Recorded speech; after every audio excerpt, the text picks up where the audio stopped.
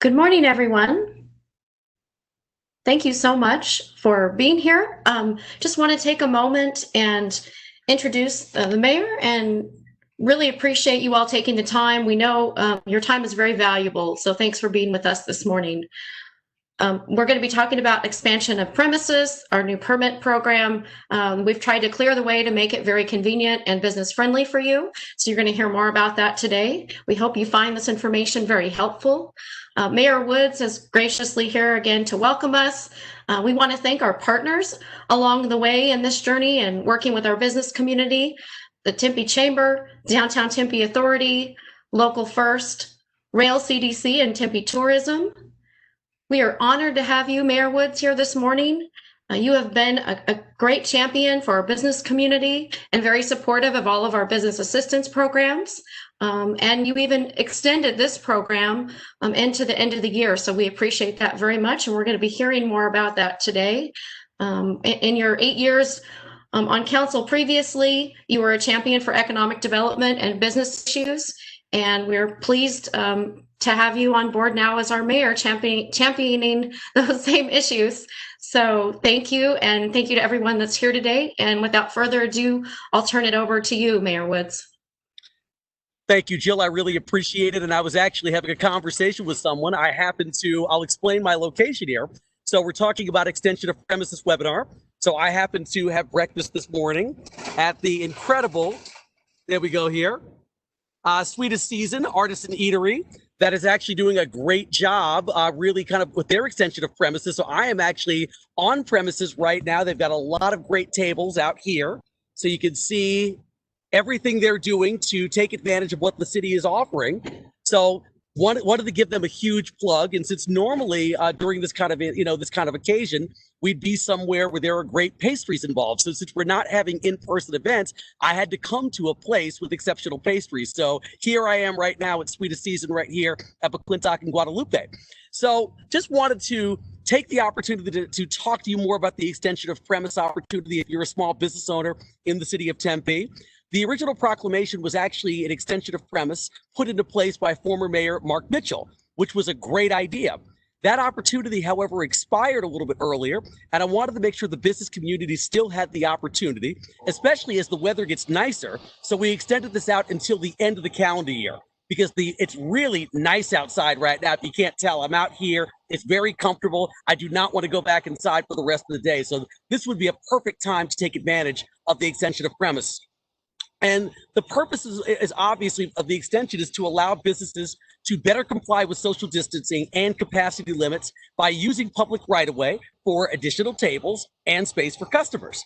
The city knows our business community is going to need this kind of support through the end of the year and even into 2021. So we're continuing to explore more options for the business community on how to make it through these very challenging times. So please let us know, myself, Jill, anybody else, if you've got any thoughts or any ideas about how we can make things easier for you during what's a very challenging time through COVID-19. So at this time, I'm going to go ahead and turn it back to Jill Bushbacher to go over some of the programs that the city's currently working on to support our business owners and our businesses. So once again, really appreciate the opportunity to be here. And Jill, I will turn it right back to you. Thank you, Mayor. Again, appreciate your being here. So as Mayor said, I'm with the Economic Development Department, and I'm here to help you. I'm our business liaison for our existing business community. And here's my contact information. Please feel free to reach out to me, call me, email me. I'm glad to answer your questions, offer resources and tools, especially during this time. We know that, as the mayor said, it's a very challenging time, and we're here to help. And we want you to know that we're here to be a resource to you. Next slide, please. So what I wanted to also just mention a little bit of housekeeping here. In our webinar today, we ask that you please submit your questions through the Q&A panel that you'll see on your screen there. That's one of the best ways, or really the best way, to communicate your question to us. And we'll try to get to all of them after we're done with our presentations. If you don't have the ability to use that feature or aren't comfortable, or you think of something later, please feel free to email Johnny Wolf with special events at the email address listed there, or email me, and we're glad to answer any other questions that you might have that you weren't able to share today or that you think of later. We're here to help, and that's the whole point of this. So, but if you'll just hold your questions until the end of our presentations, we'd really appreciate it. We want to make sure we get through all the valuable information we have to share with you today. Next slide, please. So I just want to tell you really quickly about a couple of things that are going on right now, programs that can help your business at this time, and then some up and coming ones I'll go over in just a moment as well. So if you haven't heard about it, the Buy Now Save Local campaign is occurring at this time, and we're working through a Tempe-based company called Hound, HOWND. They've developed an app in which customers can support your business during this time by buying digital vouchers, which are like a digital gift card, or they can take advantage of coupons on that app as well. The app is free to download, and it's free for you as a business to use this program. We are paying for the merchant's fees, so there's not a cost in that way for you. And our Tempe IDA also provided some sponsorship funds to help cover some of those merchant fees. So really, check out that site. Go and sign up if you haven't already. We've had over 100 businesses sign up for it, and they have been able to get some revenue through this program, and we want you all to take advantage of it as well. We will keep it up and running as long as we have sponsorship funds available in it, and right now we have plenty to go for the next several months, so we're excited to have you be a part of it. We have a business resource page. If you go to tempe.gov/coronavirus and you click on For Business, you will see a variety of resources and tools and information, and also some of the ADHS and county guidelines that might impact or be related to your business. So it's a good place to get regular updates and information. Also, we're doing social media shout outs. So as long as you're doing a great job at your business, which we know you are, following the guidelines, please send us some pics, because we'd love to, promote your business, let folks know that you're open and ready for customers and operating safely. And we're glad to promote you through our social media. We have quite a following, much larger following than a lot of other cities. And so it's really a good way to get the word out to your customers, and we're pleased to help with that. Next slide, please.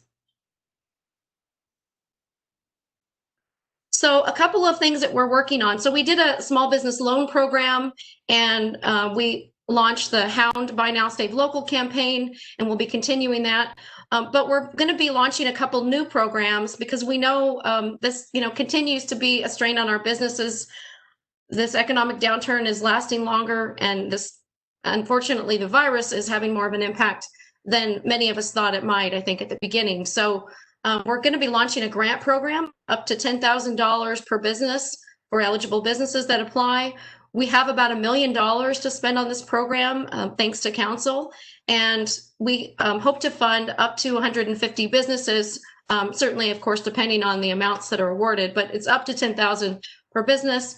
You have to be a business of 100 or fewer employees, show that you're impacted by COVID-19 restrictions, have a physical commercial location, so this is not for home-based businesses, and it's for locally owned businesses. That's the goal of this program. And there are some other criteria. We'll be announcing the full details of this program shortly. We're right in the final stages of negotiating a contract for an administrator of the program, and we'll be launching that in October. So keep your eyes open for that. We'll be making wide announcements about that and try to get it out to everyone possible, because we want you to take advantage of that.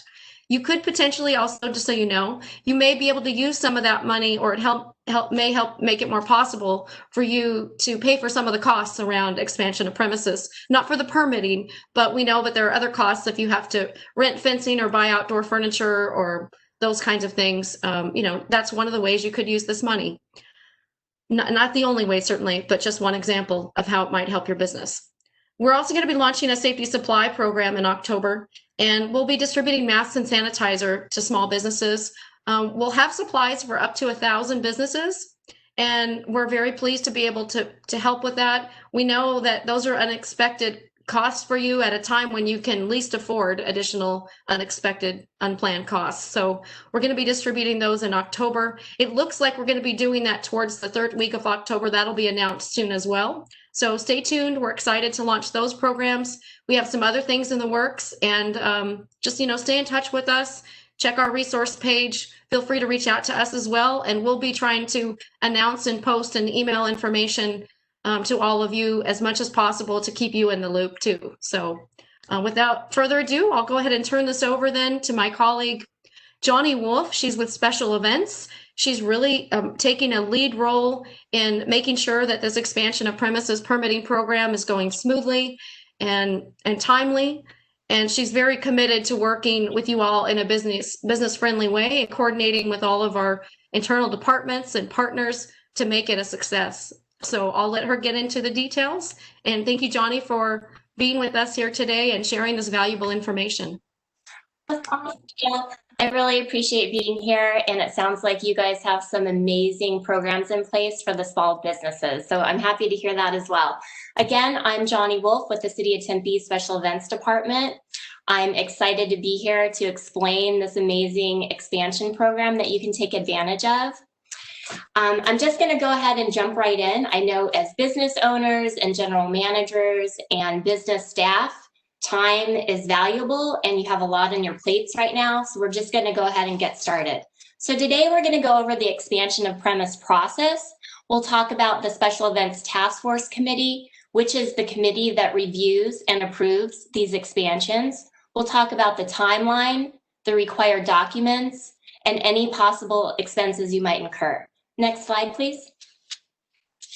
So the Special Events Task Force Committee, this is a long-standing city committee that reviews and approves special events. And it's comprised of various city departments. And usually these expansions would require a special event permit. So this committee is the absolute perfect place to look over, review, and approve these expansions. I'm fortunate enough to work with some amazing city staff, and we're all very dedicated to helping the businesses succeed.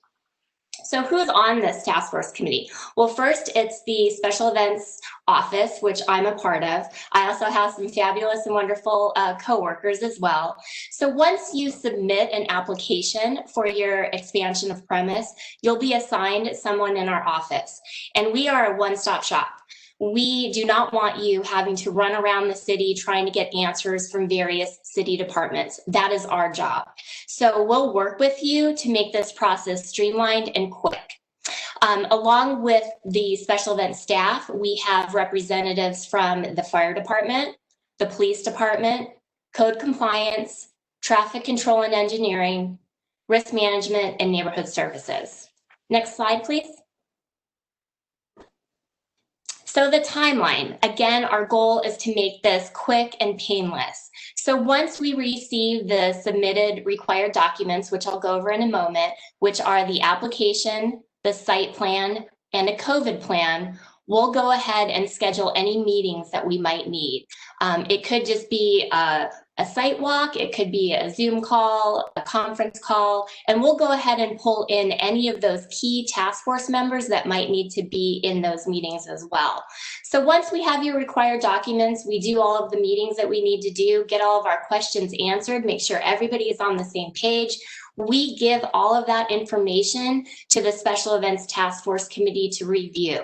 We give them a few days to review those documents, ask us any questions. If there's anything outlined that we need to figure out and answer, we'll do that at that time.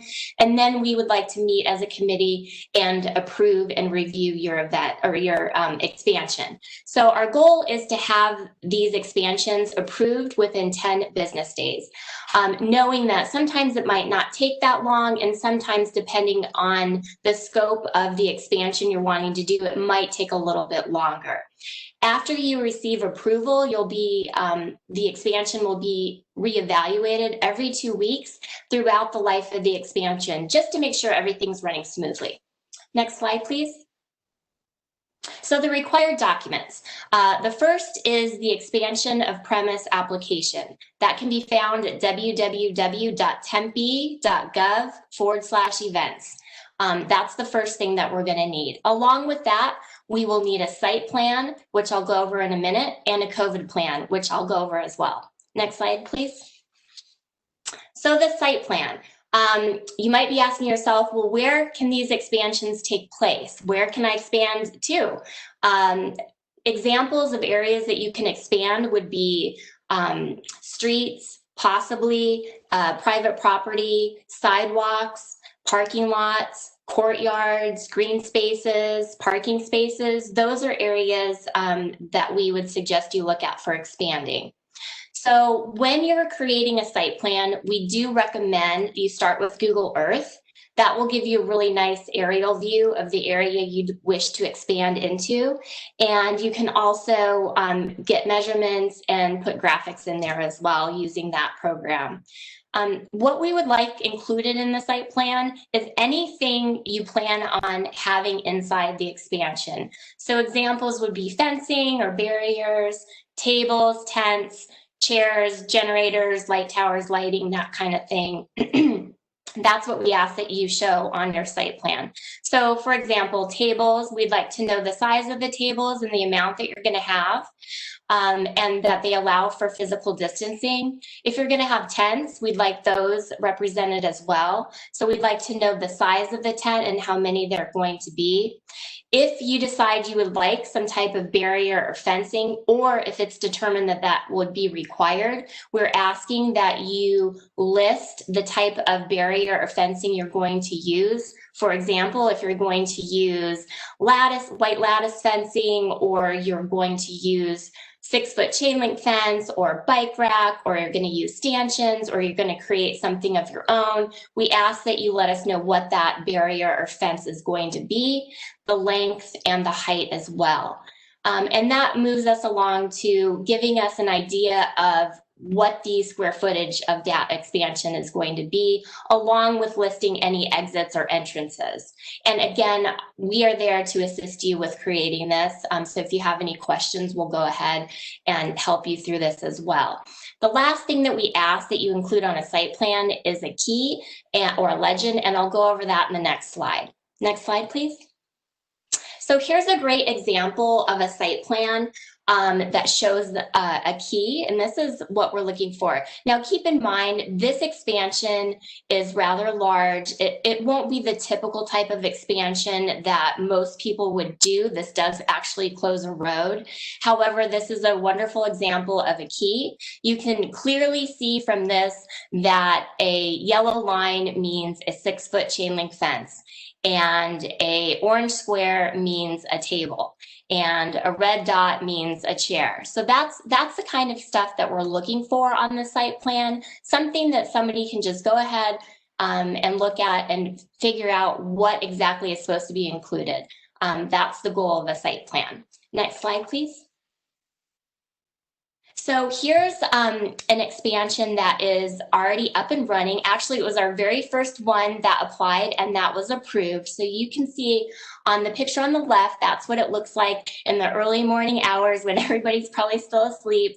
That's what it looks like during the day. And then at the picture on the right is at night, and that's what it looks like when it's going on in full force.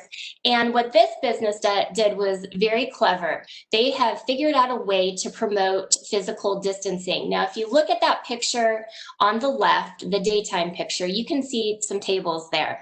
So that's where people are sat when they're patrons at this business. But then if you look to the left of that table, you'll see kind of a quarantined off area that's surrounded by those white banners, and that delineates the 6 feet. So you can clearly see that if you're sat at that table on the bottom right of that picture, you have 6 feet of distance between yourself and the next table. So this business was just stellar with figuring out a way to keep social distancing while making it look visually appealing. So we're extremely happy with how this turned out, and I think the business is as well.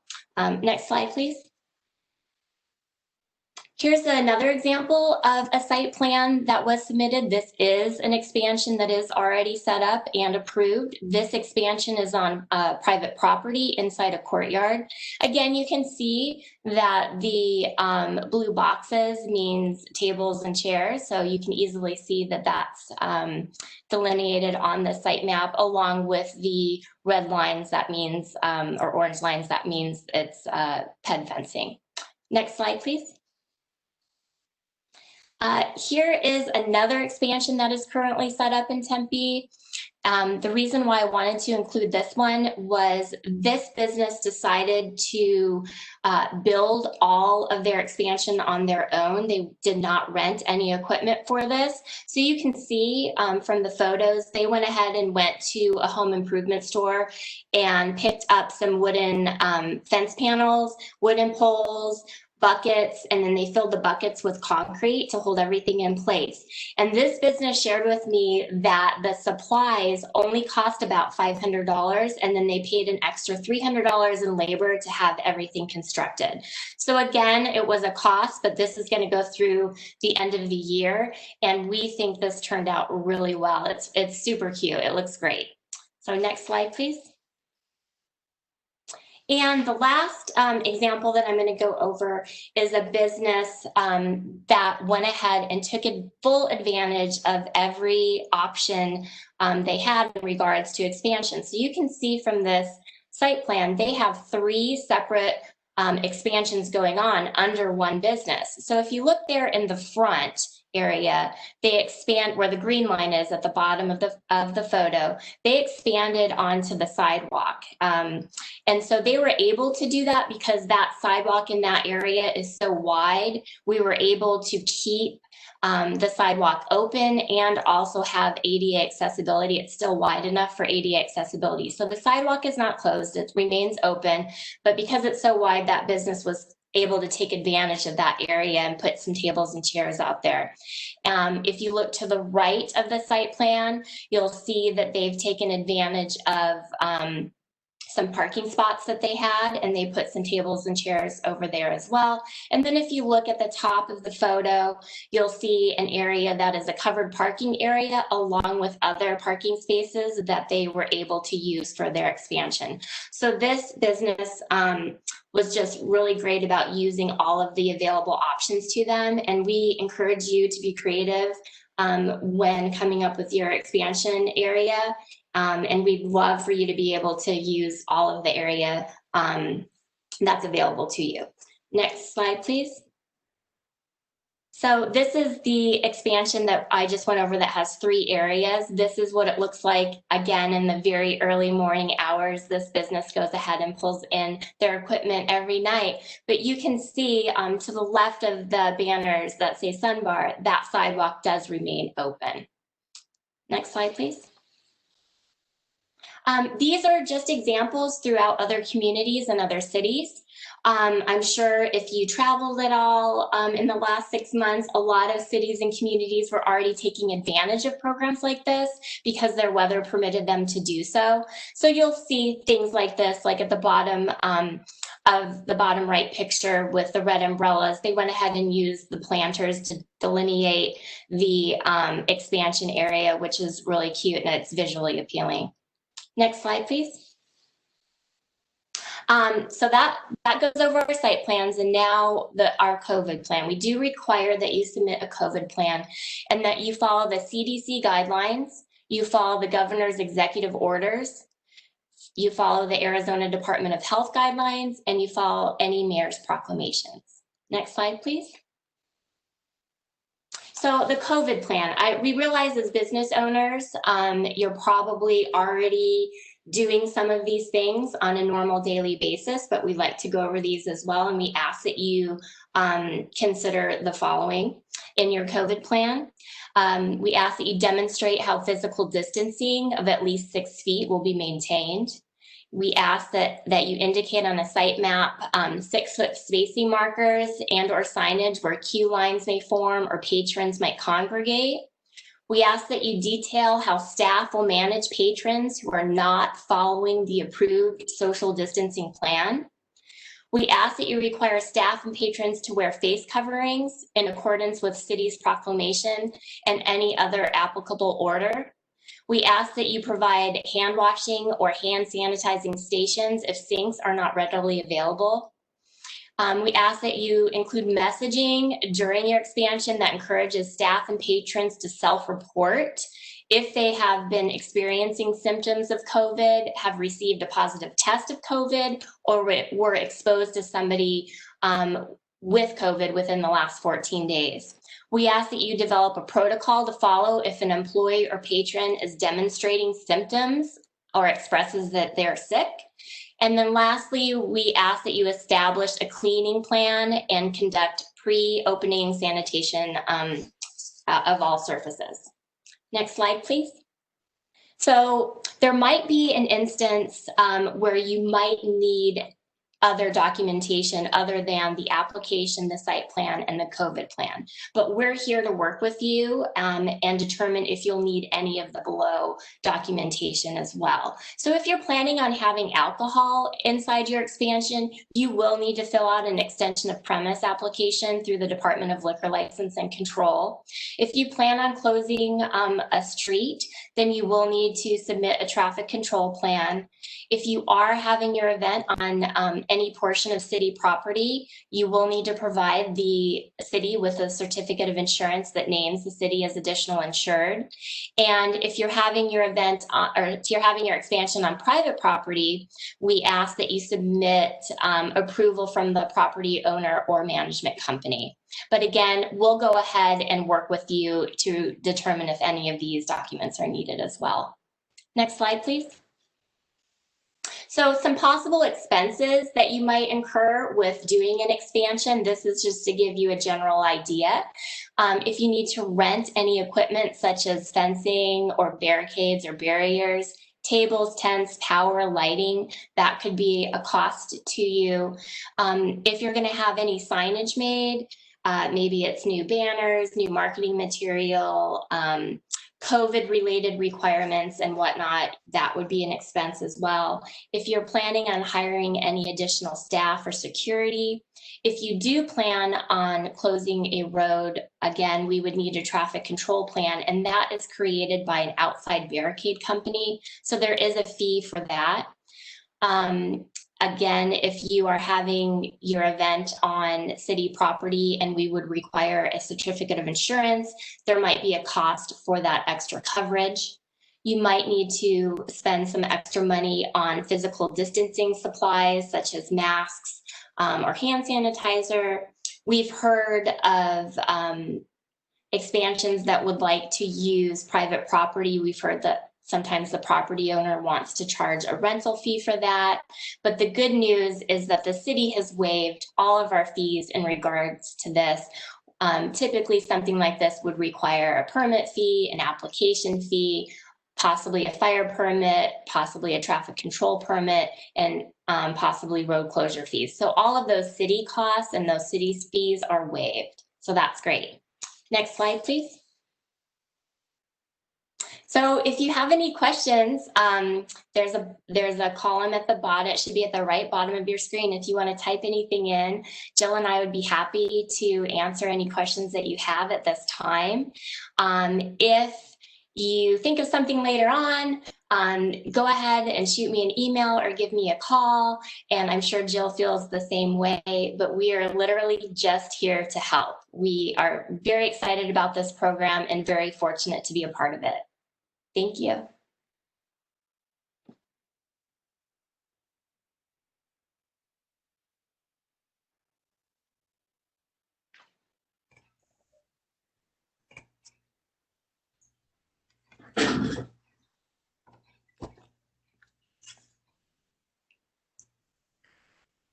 Johnny, this is Jill again. Just while we're waiting to field some of the questions, I just want to mention to everyone, this is being recorded and will be posted on the tempe.gov/business events website by Monday. And it'll also be shown on Tempe 11. So just want to make folks know, aware of that. So if you're, if you weren't able to get all of your, neighboring businesses to attend today and you want to tell them about it, they'll be able to see it at our website and or on Tempe 11. Thanks.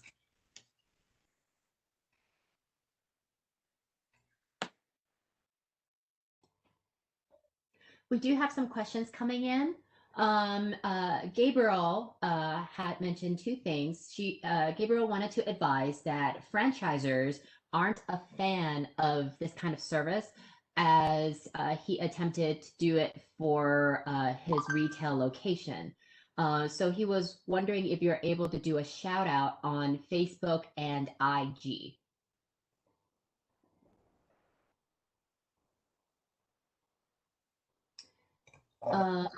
Another question that came in was from Marlo. I run a private consulting practice out of my home, one customer at a time in accordance with all Tempe City Code.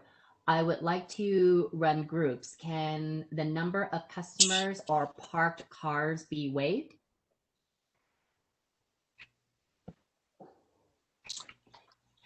I'm not sure if they're referring to using a metered space. Could we get maybe some clarification on that?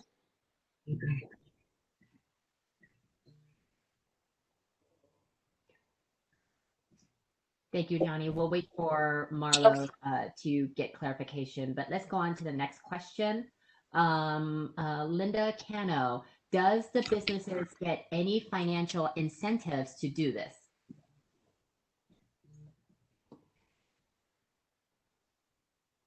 So I'll take that, Johnny.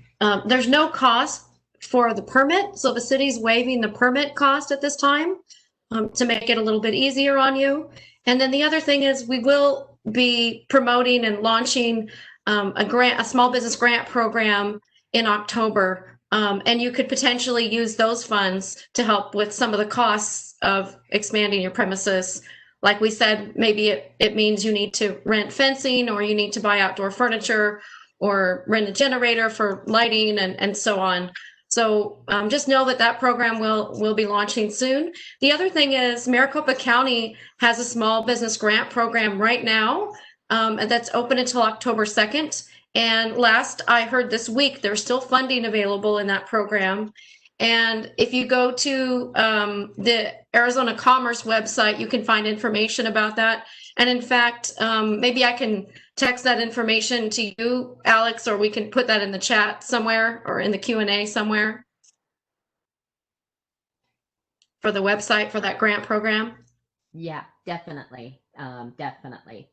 We had another question come in. Will you be able to have this information in Spanish for restaurants? That's a great question, and I would say yes. We will work on that. Absolutely. Gabriel is asking, is there any flexibility on outdoor signage rules? In regards to having an expansion, yes. Luckily, we do have somebody from code compliance that is represented on our special events task force committee. So they would be the best person to review exactly what they're wanting to do. But yes, we would review that.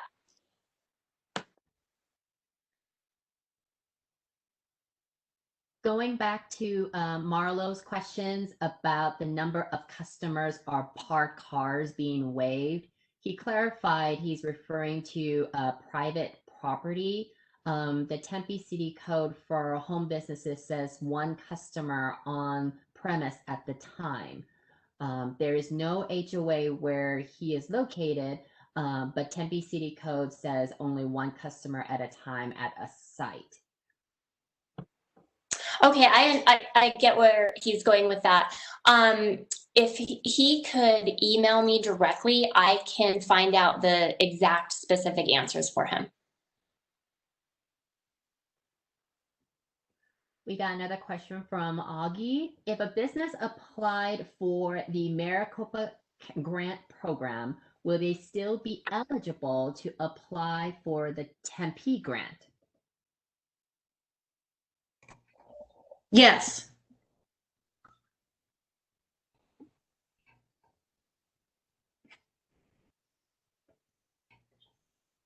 And there's no restrictions also if they received federal paycheck protection loan, SBA loans.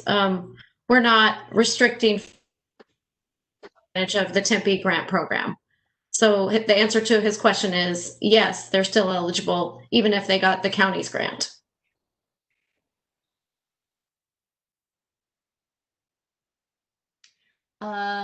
Jane is asking if food trucks are eligible for this program too. To my knowledge, this is just for brick and mortar businesses.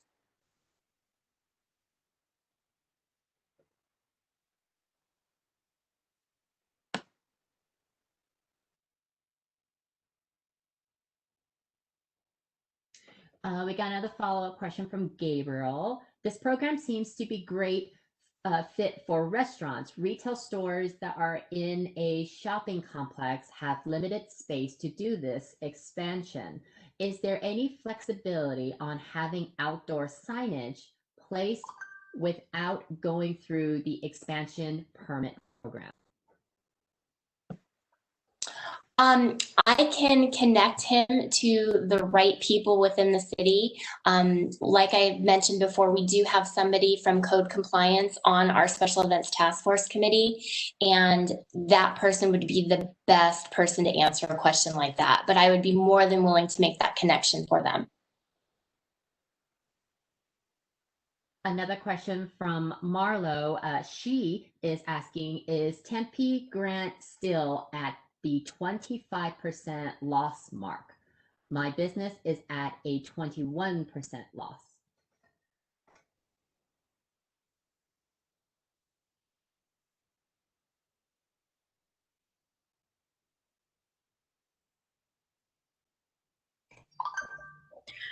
That's not how that will be calculated. I'm glad to have a conversation with you. If you want to send me an email or give me a phone call.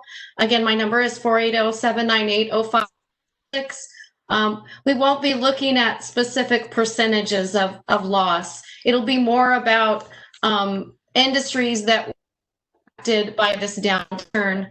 If you're in that industry and you want to apply for this grant and you have 100 or fewer employees,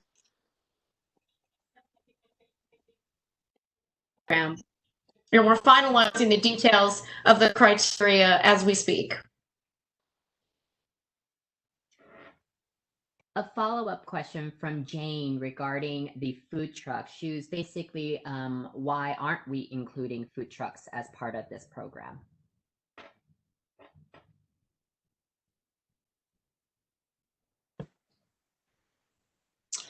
Again, my understanding is that this is for brick and mortar businesses to currently expand their normal premise. So if the food truck had a normal place of business, then we would be able to work with them. But my assumption is that the food truck travels to different locations throughout either this city or other cities possibly.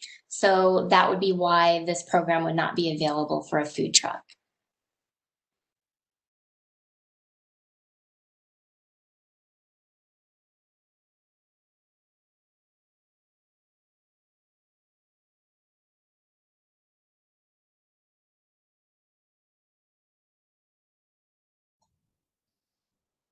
I believe I have read all of the questions so far. No other questions have come in just yet, but I'll keep my eye out.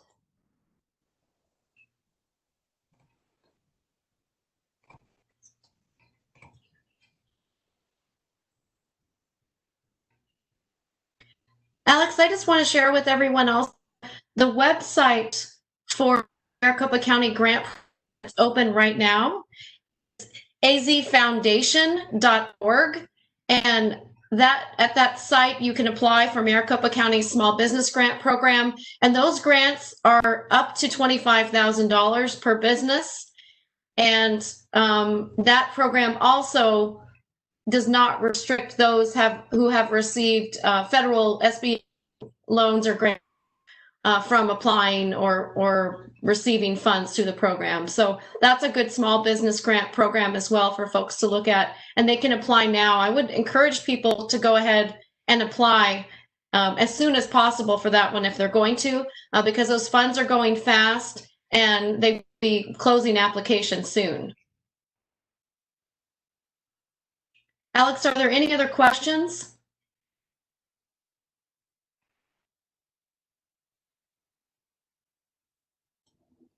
I am looking at it right now. One moment.